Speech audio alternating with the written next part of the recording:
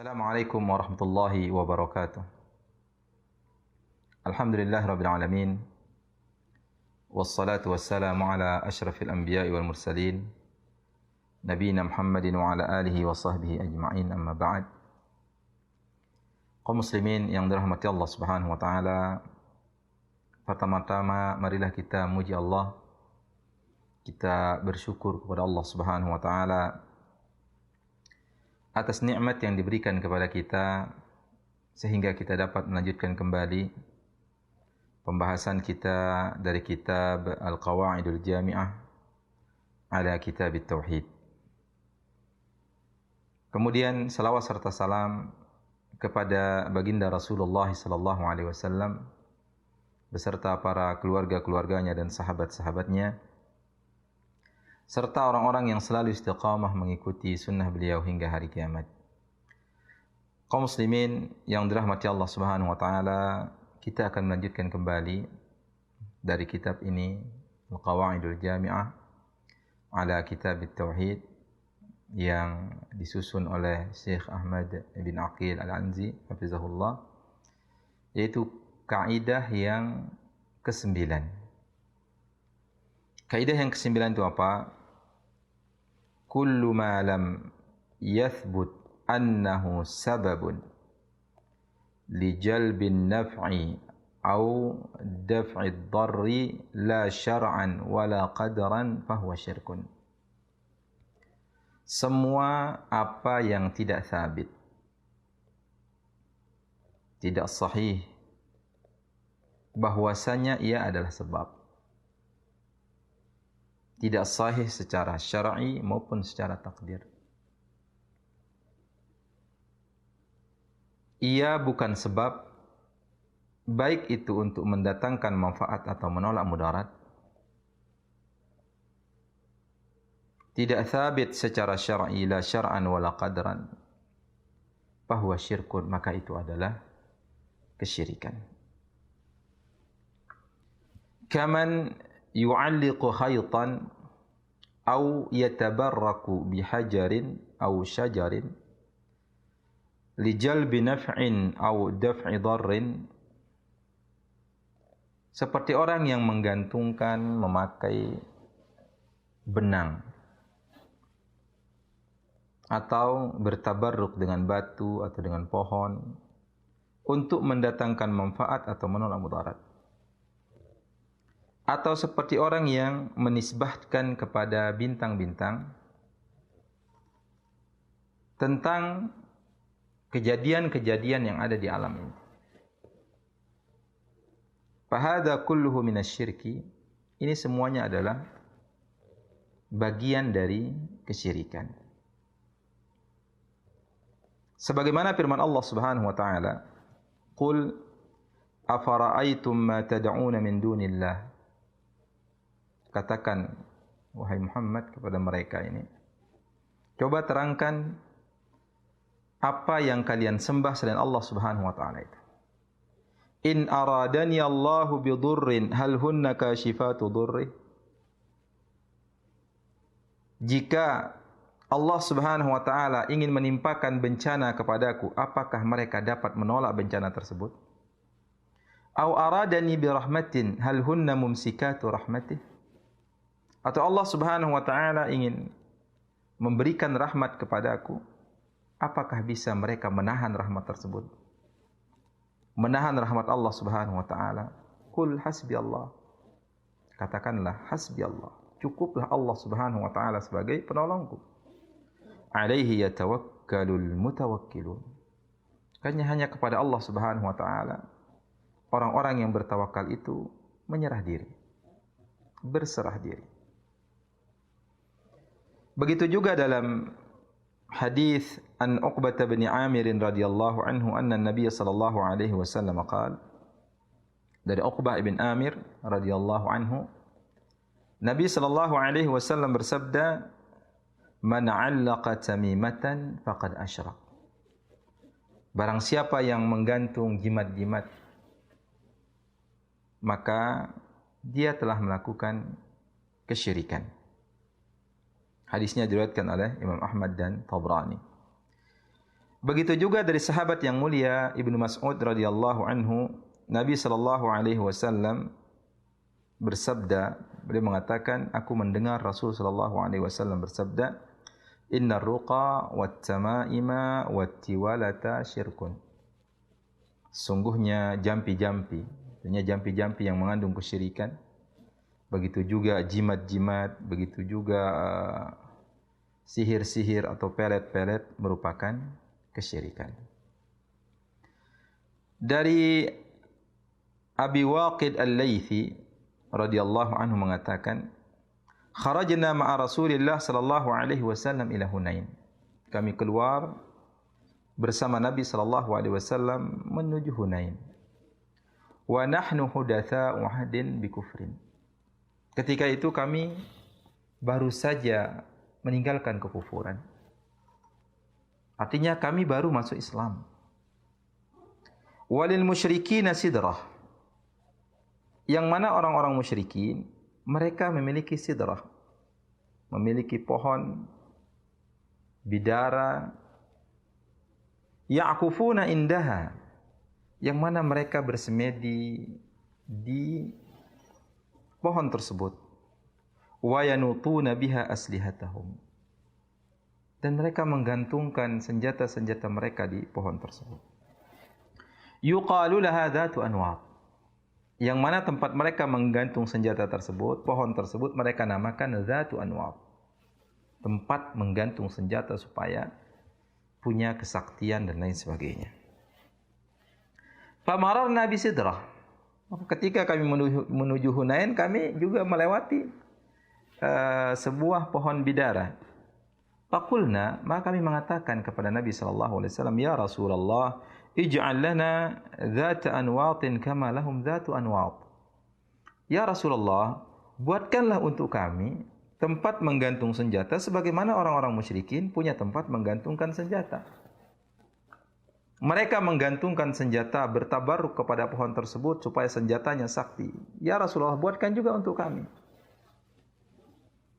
Faqala Rasulullah sallallahu alaihi wasallam, maka Rasul sallallahu alaihi wasallam mengatakan Allahu Akbar. Nabi bertakbir dengan apa yang mereka minta. Innaha sunan, itu adalah tata cara. Qultum walladhi nafsi biyadihi. Yang kalian bilang itu adalah, keinginan kalian itu adalah tata cara. Demi yang jiwaku berada di tangannya, demi Allah, kata Nabi sallallahu alaihi wasallam. Apa yang kalian katakan tersebut kama qalat Banu Israil li Musa.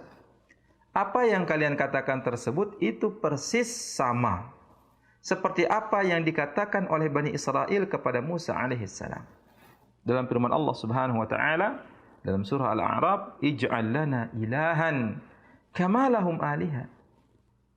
Wahai Musa, kata Bani Israil, buatkan untuk kami Tuhan juga sebagaimana mereka memiliki Tuhan. Buatkan untuk kami sesembahan. Buatkan untuk kami berhala, patung supaya kami punya sebagaimana mereka punya. Apa kata Musa kepada mereka? Innakum qaumun tajhalun. Punya kalian adalah kaum yang bodoh. Orang punya Tuhan, punya sesembahan, melakukan kesyirikan, kalian minta supaya melakukan hal yang sama. La tarkabunna sanana man kana qablakum. Apa kata Nabi sallallahu alaihi wasallam, kalian pasti akan mengikuti tata cara orang-orang sebelum kalian. Ini adalah ancaman dari Rasul sallallahu alaihi wasallam supaya kita hati-hati dalam beragama. Jangan kita mengikuti tata cara agama orang lain. Hadisnya diriwayatkan oleh Imam At-Tirmidzi. Begitu juga dalam hadis Abu Malik Al-Asy'ari radhiyallahu anhu, Nabi sallallahu alaihi wasallam bersabda, "Arba'un fi ummati min amril jahiliyah la yatrukunahun." Ada 4 hal di dalam umatku ini dari perkara-perkara jahiliyah mereka tidak akan meninggalkannya. Wa dzakara minha, dan disebutkan salah satu dari 4 perkara tersebut, al-istisqa'u bin nujum, yaitu meminta hujan dengan bintang. Oh, ini bintang ini yang menurunkan hujan. Dengan adanya sebab bintang ini maka hujan akan turun. Begitu juga dalam hadis Zaid bin Khalid radhiyallahu anhu qala shalla lana Rasulullah sallallahu alaihi wasallam as-subha. Rasul sallallahu alaihi wasallam salat bersama kami salat subuh bil Hudaybiyah, di Hudaybiyah. Ala ithri sama, yang mana kami salat itu ada bekas-bekas langit, bekas-bekas hujan. Kanat minal lail, ya hujan tadi malam. Sehingga kelihatan tanahnya basah. Falamman sarafa aqbala 'ala an-nas. Maka ketika selesai, ketika bubar, Nabi SAW menghadap kepada manusia. Faqal hal tadruna madza qala rabbukum? Apakah kalian tahu apa yang dikatakan oleh Rabb kalian? Apakah kalian tahu apa yang dikatakan oleh Allah Subhanahu wa taala?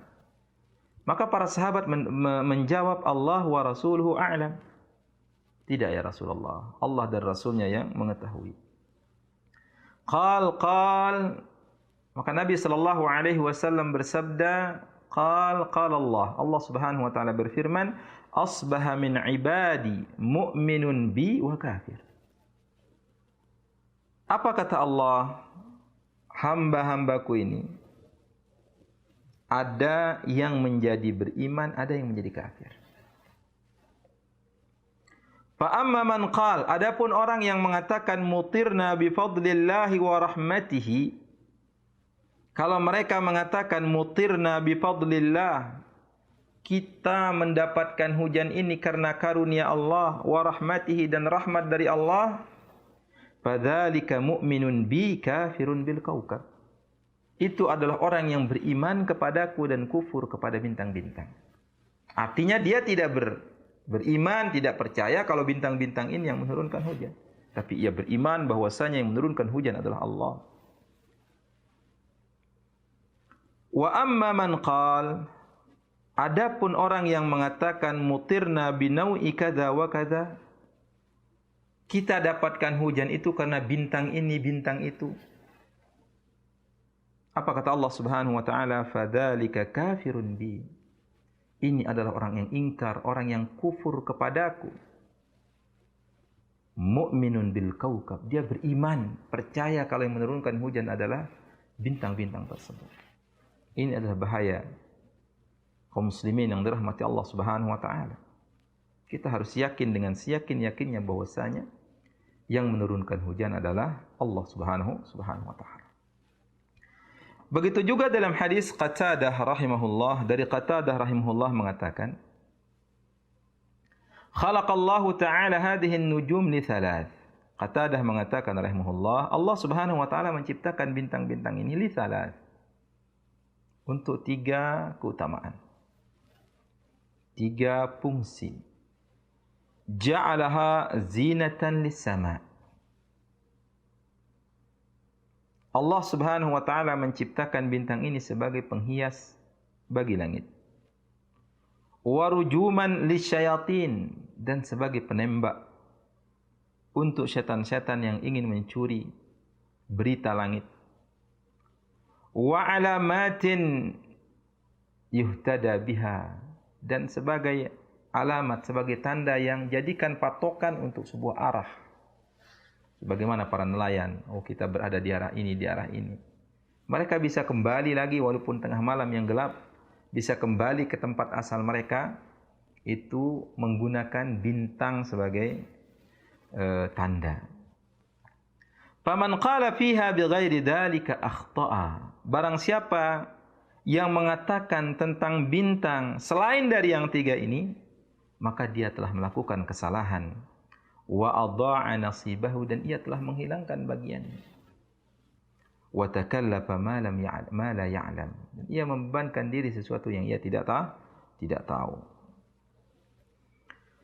Kaum muslimin yang dirahmati Allah Subhanahu wa taala, semua tadi adalah bukti-bukti, dalil-dalil bagi kita bahwasanya apa saja yang tidak benar, tidak sahih, baik secara syar'i maupun secara takdir, bahwasanya ia adalah sebab baik untuk mendatangkan manfaat atau menolak mudarat, kemudian dijadikan ia sebagai sebab, maka bisa menjatuhkan orang kepada kesyirikan.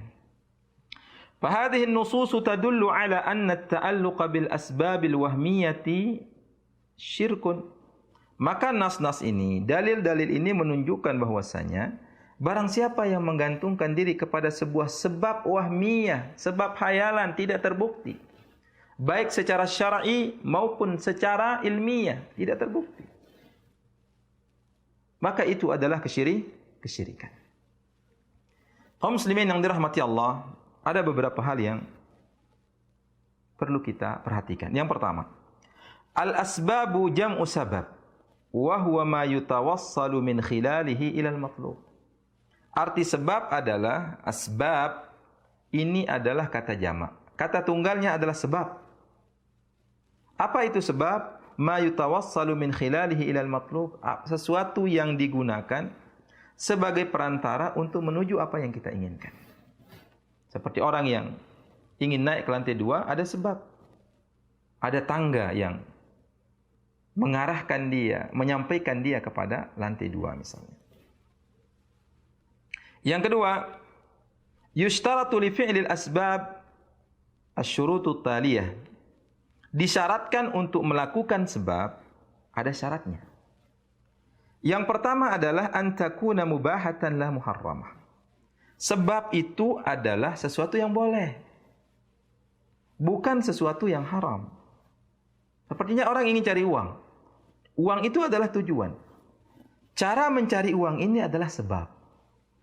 Ketika dia mencari dengan cara yang benar, dengan bekerja, dengan jual beli, dengan cara yang benar, maka ini adalah sebab yang boleh. Ketika dia mencari uang dengan cara menipu, dengan cara mencuri dan lain sebagainya dari hal-hal yang diharamkan, maka sebab yang digunakan adalah sebab yang haram. Itu arti sebab. Syarat sebab itu adalah sebab yang boleh. Yang kedua adalah thubutu kauniha sababan. Sebab yang digunakan adalah sebab yang thabit, sebab yang terbukti, baik secara syar'i yang berdasar kepada dalil maupun secara takdir yang berdasar kepada percobaan ilmiah yang diketahui oleh orang-orang yang memiliki takhassus terhadap hal tersebut. Kemudian juga an yakuna hunaka irtibatun zahirun baina as-sabab wal musabbab.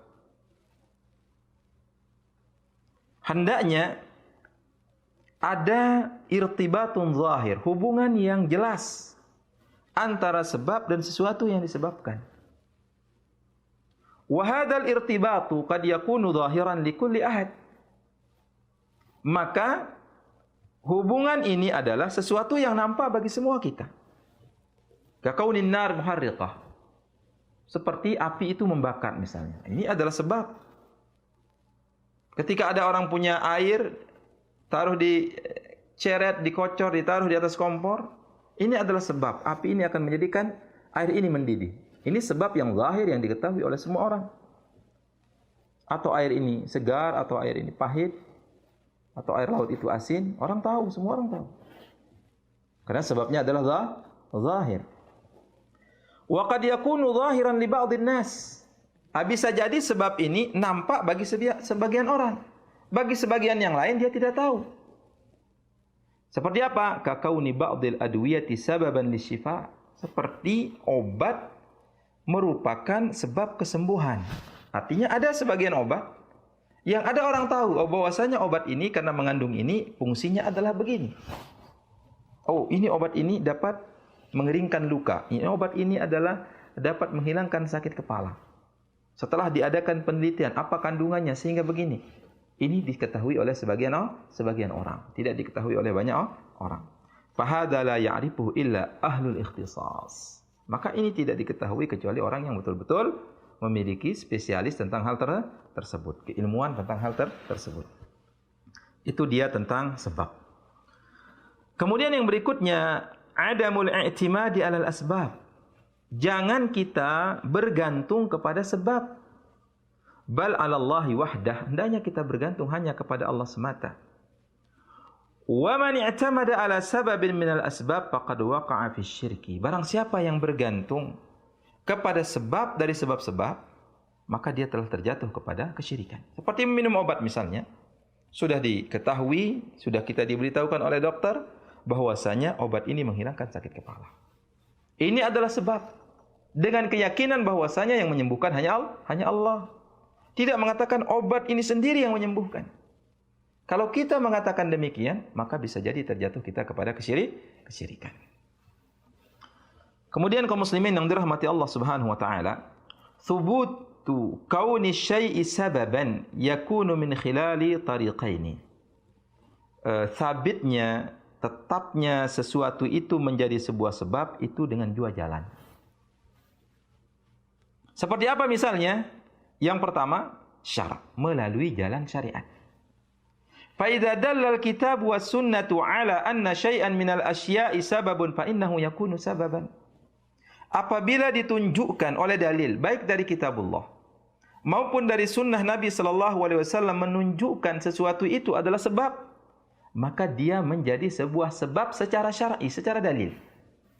Seperti misalnya doa, istighfar, menjadi sebuah sebab supaya kita keluar dari kesusahan, dimudahkan urusan-urusan kita. Seperti Al-Quran menjadi sebuah sebab keberkahan. Seperti minum air zam-zam merupakan sebab kesembuhan. Berbekam merupakan sebab kesembuhan. Habbatus sauda merupakan sebab kesembuhan. Ini terdapat dalil.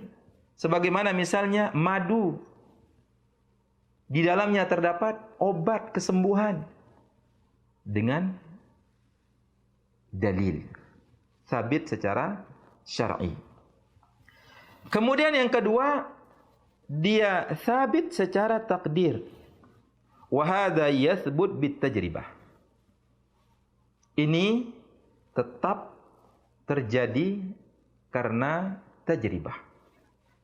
Mengadakan penelitian, mengadakan eksperimen, percobaan dan lain sebagainya. Atau apa yang sering dilakukan misalnya oleh banyak orang, ketika orang terluka misalnya, dia menggunakan getah tertentu, itu turun-temurun sudah diketahui, terbukti, kemudian diteliti kembali secara ilmiah kandungan apa yang terdapat di dalamnya. Ternyata benar dia mengandung zat-zat tertentu sehingga mempercepat keringnya luka misalnya. Tidak ada di dalam dalil, tetapi secara ilmiah, secara penelitian ditemukan. Fa idza dallat at-tajribatu ala anna syai'an minal asya'i sababun fa innahu yakunu sababan. Jika ditunjukkan oleh penelitian, oleh percobaan bahwasanya ia adalah sebab, maka dia menjadi sebuah sebab yang dibolehkan. Seperti apa misalnya disebutkan di sini al-banadul, panadol misalnya. Dia merupakan sababun litaskini alamis suda. Dia merupakan sebab yang dapat menurunkan sakit kepala, menurunkan pusing. Fahadhihi thabitatun bitajarub ladal mukhtassin. Ini sudah terbukti dengan penelitian yang dilakukan oleh orang-orang yang mutakhassin, orang-orang spesialis yang meneliti hal tersebut. Ini adalah sebab yang dibolehkan secara qadar.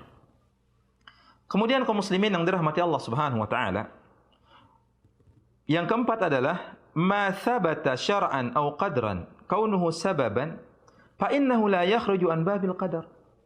Apa yang sudah sabit, yang sudah ditetapkan secara dalil atau secara takdir, secara penelitian dan lain sebagainya, yang ia merupakan sebab, ingat, hal tersebut tidak mengeluarkan dia dari bab takdir. Seperti apa misalnya? Seperti sesuatu sudah ditentukan oleh Allah Subhanahu wa taala sebagai sebuah sebab kesembuhan. Baik secara syar'i maupun secara penelitian misalnya. Secara percobaan. Misalnya madu. Di dalam madu terdapat kesembuhan dengan izin Allah Subhanahu wa taala. Tapi hal ini tidak mengeluarkan dia dari takdir. Artinya apa? Artinya kita minum madu ketika kita sakit, ini merupakan sebab yang boleh. Hanya saja tetap hal ini di bawah ketentuan Allah. Kita minum madu, kita sembuh dengan izin Allah Subhanahu wa taala. Begitu juga bisa jadi orang minum madu tidak sembuh dengan izin Allah Subhanahu wa taala. Tapi apa? Tapi minum madu ini merupakan apa? Merupakan sebab yang syar'i. Sebab yang boleh kita lakukan. Ini dia kaum muslimin yang dirahmati Allah Subhanahu wa taala. Maka disebutkan di sini, faqad yuqaddirullahu fihi naf'an wa qad la yuqaddirullahu fihi naf'an. Kadang Allah Subhanahu wa taala mentakdirkan bermanfaat, atau bisa jadi Allah Subhanahu wa taala tidak menakdirkan ia bermanfaat. Kaman yastashfi bi syurbi ma'i Zamzam. Seperti orang yang ingin sembuh dengan sebab dia minum air Zamzam. Faqad yaj'aluhu Allahu sababan fi syifai. Maka Allah Subhanahu wa taala menjadikan minum air Zamzam sebagai sebuah sebab kesembuhannya. Begitu juga waqad la yuqaddirullahu lahu syifa bih. Atau bisa jadi Allah menentukan, mentakdirkan baginya dia tidak sembuh dengan minum air Zamzam tersebut. Maka ketika dia tidak sembuh dengan minum air Zamzam, kemudian mengatakan minum air Zamzam ini tidaklah benar, tidak. Ini bagian dari usaha yang boleh. Minum air Zamzam untuk kesembuhan boleh. Adapun kesembuhan itu hanya di tangan Allah Subhanahu wa taala. Bisa jadi kita minum, kita sembuh dengan izin Allah. Bisa jadi kita minum, kita tidak sembuh juga dengan ketentuan dari Allah Subhanahu wa taala. Sebagaimana orang yang menikah. Menikah adalah sebab mendapatkan keturunan. Maka orang yang ingin mendapatkan keturunan dengan menikah, dia sudah melakukan sebab yang syar'i. Melakukan sebab yang boleh. Maka si A menikah, alhamdulillah dia memiliki keturunan. Si B menikah ternyata tidak memiliki keturunan. Ini adalah sebab. Tapi semuanya adalah tidak keluar dari takdir Allah Subhanahu wa taala. Bisa jadi orang menikah, dia dapat anak. Bisa jadi orang menikah, dia tidak dapat anak. Tapi sebab yang dilakukan adalah sebab yang boleh. Kemudian yang kelima, kaum muslimin yang dirahmati Allah Subhanahu wa taala, fi'lu syai'in lam yathbut kaunuhu sababan la syar'an wala qadran li jalbi naf'in au daf'i dhurrin yu'tabaru syirkan. Melakukan sesuatu yang tidak sabit, tidak sahih, dia sebagai sebuah sebab, tidak secara syar'i, tidak juga secara takdir, secara tajribah, uji coba, penelitian dan lain sebagainya, untuk mendatangkan manfaat atau menolak mudarat, maka itu dianggap kesyirikan. Kemudian diperselisihkan oleh para ulama, wa hal huwa minasyirkil akbar am minasyirkil asghar? Apakah hal tersebut masuk ke dalam kategori syirik besar atau masuk dalam kategori syirik kecil? Maka di sini ada dua hal. La yakhlu min halataini. Ini tidak terlepas dari dua keadaan. Yang pertama, in fu'ila ala annahu mujarradu sababin fahada minasyirkil asghar. Jika dia melakukan hal tersebut hanya sekedar sebuah sebab, maka dia terjatuh kepada syirik kecil. Sebab dengan ada bintang ini turun hujan. Ini adalah terjatuh kepada syirik kecil. Seperti contoh disebutkan di sini, kaman yu'alliqu khaytan mu'taqidan annahu sababun li jalbin naf'i au daf'id dhur. Seperti orang yang memakai benang dengan keyakinan ini sebab, saya pakai benang ini sebagai sebuah sebab untuk menolak mudarat atau mendatangkan manfaat. Padahal ini tidaklah sebab, baik secara syar'i maupun secara qadar.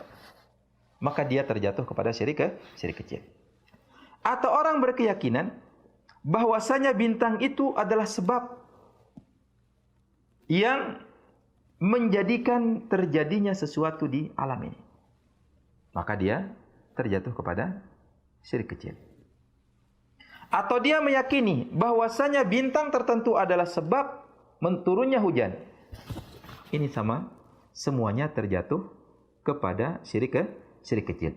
Kenapa? Lianna hadhil asya' laysat sababan la syar'an wala qadra. Karena ini hal-hal yang kita sebutkan bukanlah sebab, tidak secara syar'i, tidak juga secara qadar. Kemudian yang kedua, in fu'ila ala annahu mu'athirun bidatih. Jika dia melakukan suatu sebab yang tidak syar'i atau tidak secara takdir, dia sendiri yang memberikan pengaruh untuk mendatangkan apa yang kita inginkan, ini terjatuh kepada syirik besar. Kalau seorang meyakini bahwasanya bintang itulah yang menurunkan hujan, obat inilah yang mendatangkan kesembuhan, maka itu terjatuh kepada syirik besar. Kaum muslimin yang dirahmati Allah Subhanahu wa taala, kemudian yang keenam, berselisih pendapat para ulama tentang menggantungkan jimat. Artinya, jika itu dari Al-Qur'an, apakah itu boleh atau tidak? Ini terjadi perselisihan di antara para ulama. Ada yang mengatakan boleh, ada yang mengatakan tidak boleh. Dan yang lebih dekat kepada as-shawab, lebih dekat kepada yang benar adalah tidak boleh. Karena keumuman hadis Nabi SAW yang mengatakan, Man allaqa tamimatan faqad asyrak. Barang siapa yang menggantung jimat, maka ia telah terjatuh kepada kesyirikan. Ini mencakup semua jenis jimat, baik yang dari Al-Quran, apalagi yang bukan. Kemudian kaum muslimin yang dirahmati Allah Subhanahu wa taala, yang ketujuh adalah tersebar di zaman tentang sesuatu yang dinamakan dengan siwar atau suwar Ibnu Sina, gelang Ibnu Sina, yang ditaruh di tangan atau di kaki, yang mana hal tersebut dianggap dapat mengeluarkan, menarik ion tubuh atau memperlancar darah, mendatangkan kesembuhan, menambah keseimbangan. Apakah hal ini dibolehkan atau tidak? Hal ini, kaum muslimin yang dirahmati Allah Subhanahu wa taala, penggunaannya tidak lepas dari dua keadaan.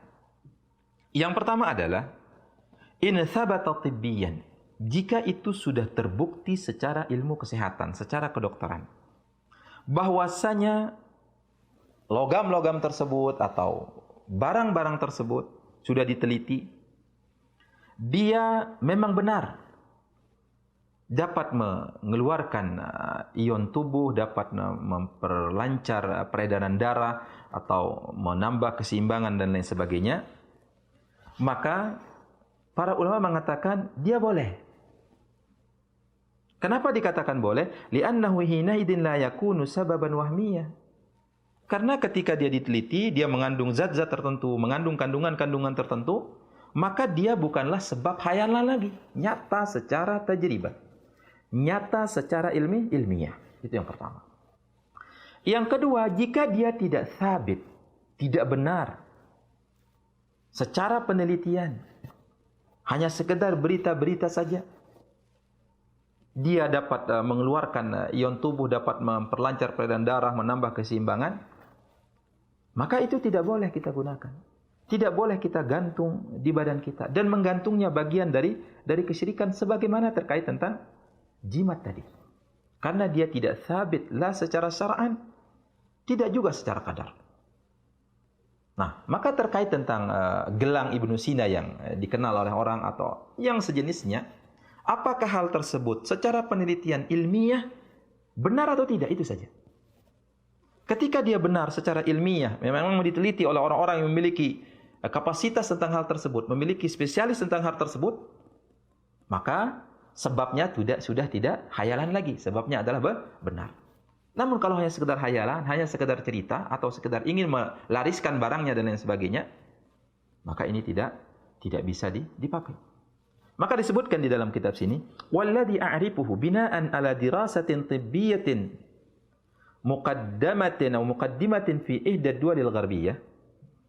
Sang penulis mengatakan, Syekh Ahmad bin Aqil ini mengatakan, yang saya tahu berdasarkan kepada penelitian kedokteran yang diajukan kepada salah satu negara di barat, annahu lam yathbut, bahwasanya dia tidaklah terbukti. Tidak terbukti dapat menarik ion tubuh. Tidak terbukti dapat menambah keseimbangan, memperlancar peredaran darah. Dan beliau mengatakan wadirasatu mawjudatun fin net. Hasil penelitian itu disebutkan di dalam internet. Allah taala a'lam.